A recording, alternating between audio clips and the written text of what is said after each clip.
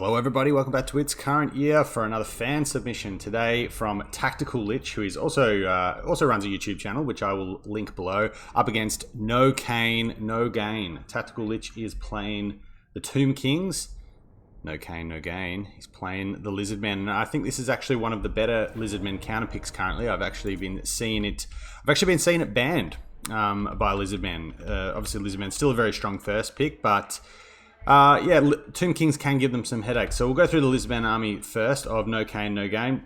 A couple of units of Cold One Riders, some Spear Riders in the back, but Cold Ones on the flanks. Above them, some Pterodons perusing the skies and seeing what they can drop their rocks on. Saurus Warrior frontline. He's gone pretty heavy in the front line. Saurus Warriors with their clubs and shields, as well as the cohort of Sotek with their Refuse to Die mechanic. There is a single skink cohort with javelins and a beast caster who, let's have a look here.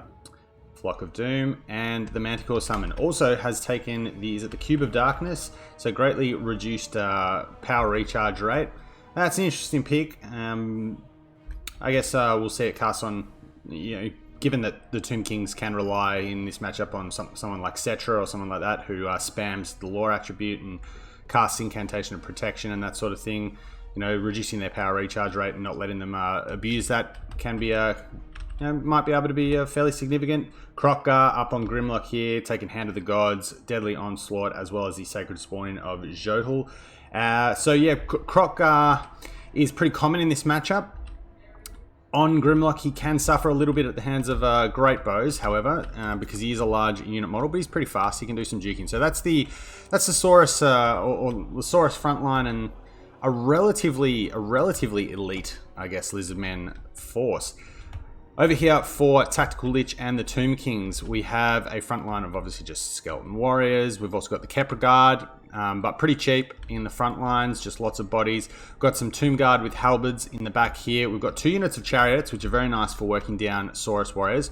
Obviously, Saurus Warriors aren't super heavily armored, so Skeleton Chariots not having the best AP isn't all that much of an issue. And with an anti-infantry bonus, they can really cause some carnage and support the frontline fight. We've got a Tomb Scorpion in the front here, and we have indeed got 2 units of the Great Bow. So they're going to have some good targets here. The Cold One Cav, Grimlock, and Kroq-Gar up on his big dino, so they're going to have plenty of good targets. Leading the force, we have a Light Mage, so I think you know where this is going. Nets on value targets, and then Pew Pew with the Great Bows. But he's also taking Curse, Neferata's Mighty Scrolls of Incantations for, I guess, a pseudo Arcane Conduit, but it does affect the rate of mana recharge proportionate to how many units there are nearby. And Enkel's Canopy, 60% magic resistance. It's an interesting pick as well. Maybe in case there was something like the Star Chamber Guardians that someone needs to fight.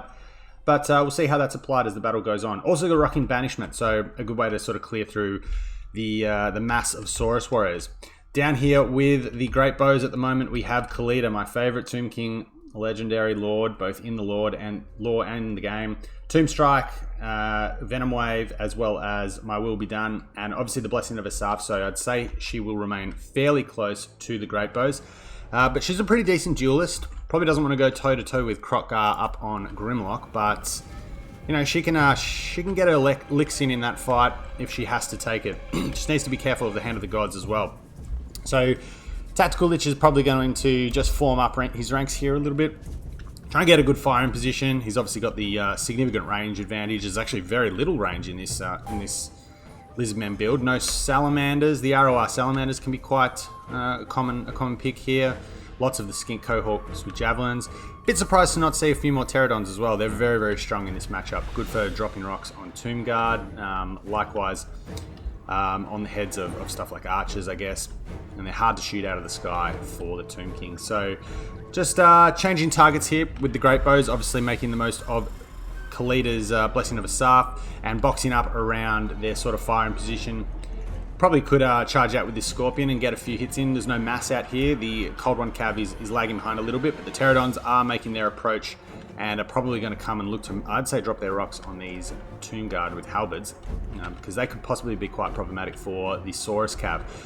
Cohort of Sotek has hit the front line. I don't know if they have popped their refuse to die mechanic yet, but they might want to because the Kepra Guard are going to do a bit of a number on them. The Tomb Scorpion's going to have a whale of a time just going through all these Saurus Warriors. As we hear a Manticore be birthed into the world, probably will go look to maybe snipe the Lightcaster.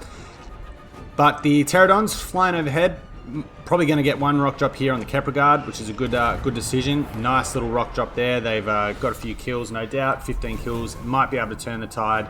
For the last of these Cohort of Sotek, I'm not sure if we've seen the refuse to die, so maybe a little bit of a slip up there by Kane in the early game. Chariot's ploughing in now, but good response from Kane here with the Cauldron Riders. Good mass, good armor piercing. We've even got the anti-large of the Spear Riders over here.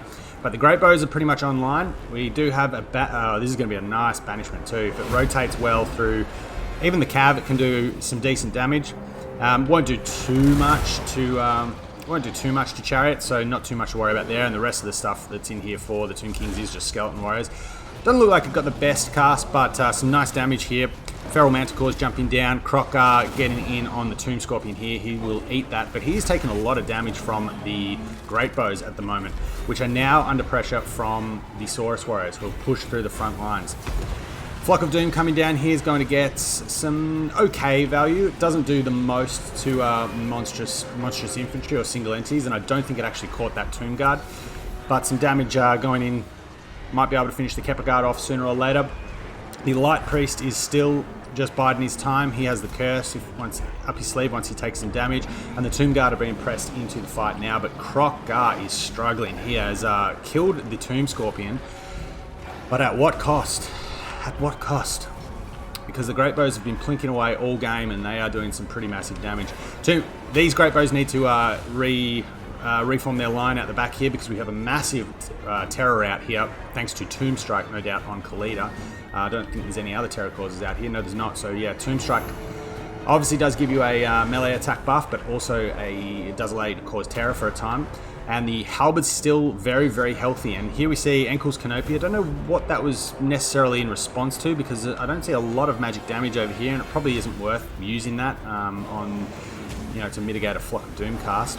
Venom Wave will go down and poison a lot of the stuff around this area, and Croc now is probably on his last legs. The Sharpie are going to pin him in. He's netted down anyway. The Great Bows can pull back. There are a couple of Chariots still sniffing around, 4 here and 8 over here, but we do have some Cold One Cav pressing their way into the fight, but against the 84 Tomb Guards here, there's still a ton of Tomb Guard over here with Halberds, 77. Kepra Guard out here they kind of just can sit and respond to any threat that comes back in, like these Saurus Warriors. Surprised that Croc managed to make it out of that alive, and he's still going strong. Another Feral Manticore will come down, and they might actually be able to snipe Khalida here. And this is, particularly against undead factions that do rely sort of on the leadership of their lord to mitigate crumbling. Khalida, I guess, isn't the spellcaster at the very least. And obviously, Tomb Kings don't rely on summons the same way that Coast and the Counts do. But yeah, the nice pickup here, potentially a way back into the game for Kane to snipe Khalida. But I just don't think there's enough gas left in the tankers for the Lizardmen at this point. The Pterodons still have a little bit of ammo, but they've taken model losses. The Great Bows are still both alive and both have plenty of ammo left. And now with one final net on Croc, there's not going to be really any follow-up, but I'm not sure there really needs to be, because I think in the time it takes for him to lose this net, I think everything else is going to be just about dead.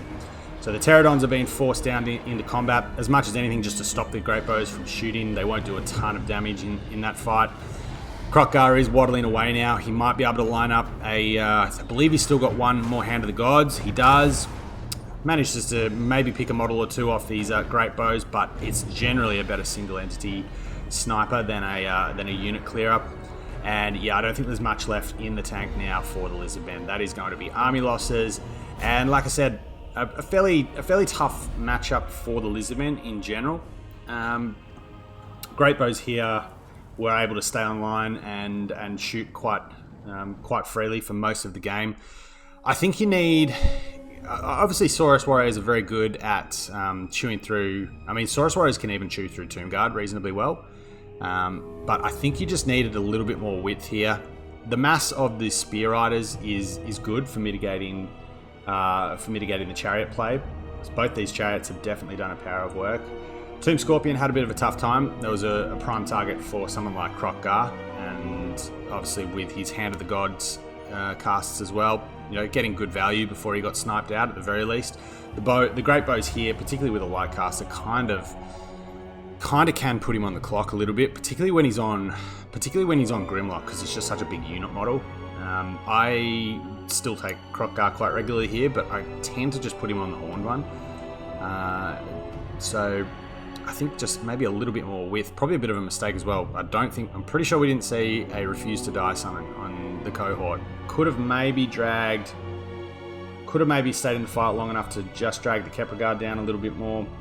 But the halberds as well were very problematic in this matchup. The rock drops, we definitely saw one rock drop. I don't know if we saw one from this other unit of Pterodons.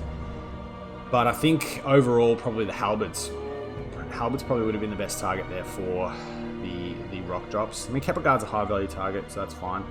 But Khalida, I still like using Khalida. She's a funny lord. She sort of struggles.